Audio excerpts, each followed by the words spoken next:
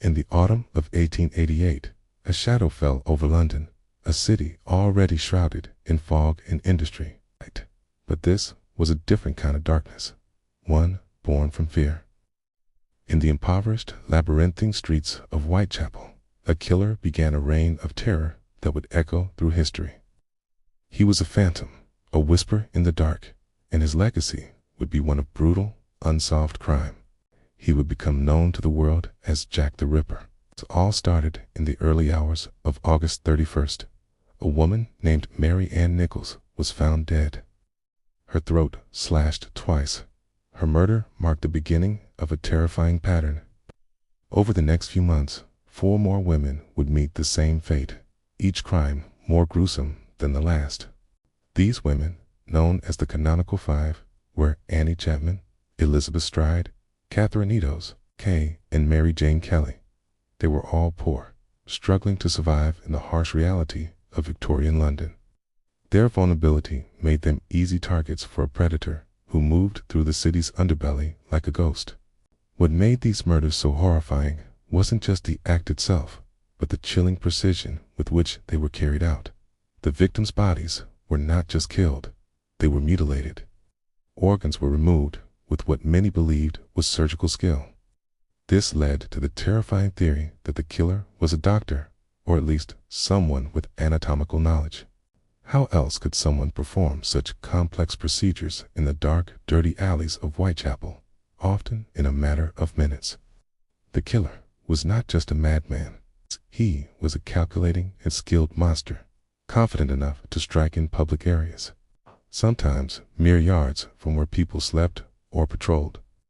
And after each horrific act, he would simply vanish into the night, leaving behind a scene of carnage in a city gripped by paranoia. As the body count rose, so did the panic. Newspapers, with their sensational headlines, fanned the flames of fear. The police were overwhelmed, facing a killer unlike any they had ever encountered. And then the letters began to arrive. Sent to news agencies and the police, they were filled with taunts and chilling details. One letter, signed with the known famous name Jack the Ripper, cemented the killer's place in history.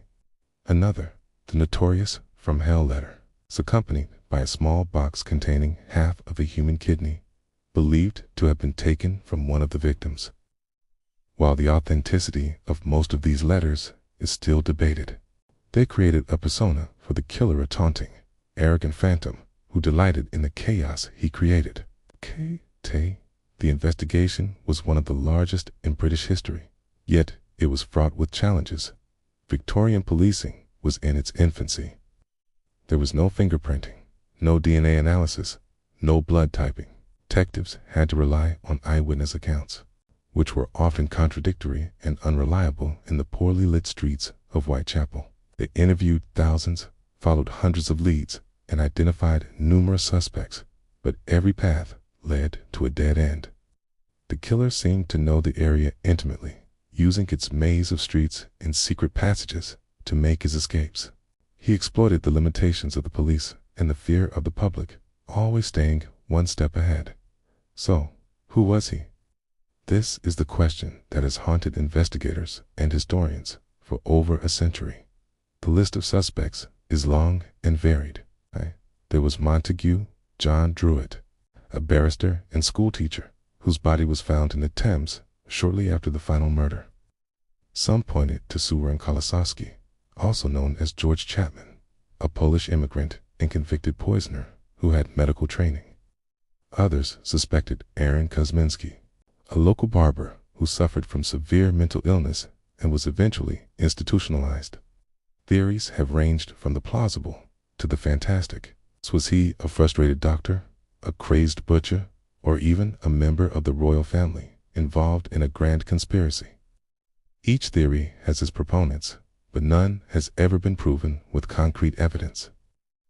The truth remains buried in the past. Modern technology has tried to shed light on this cold case. DNA has been extracted from artifacts like a shawl allegedly found near one of the crime scenes.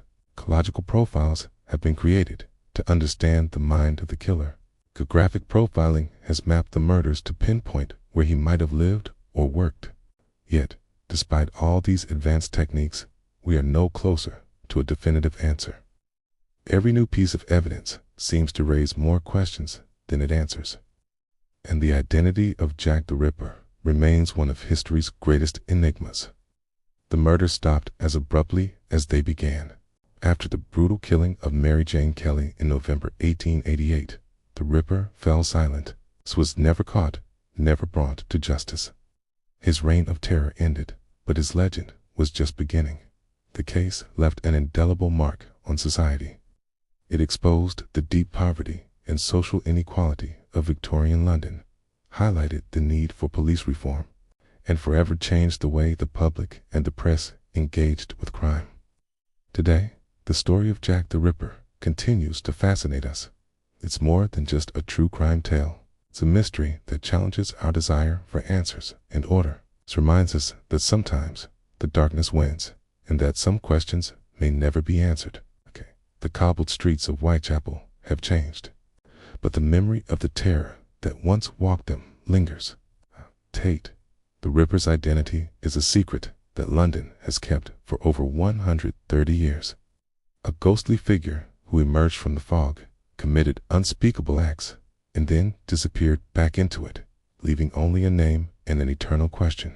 Who was Jack the Ripper?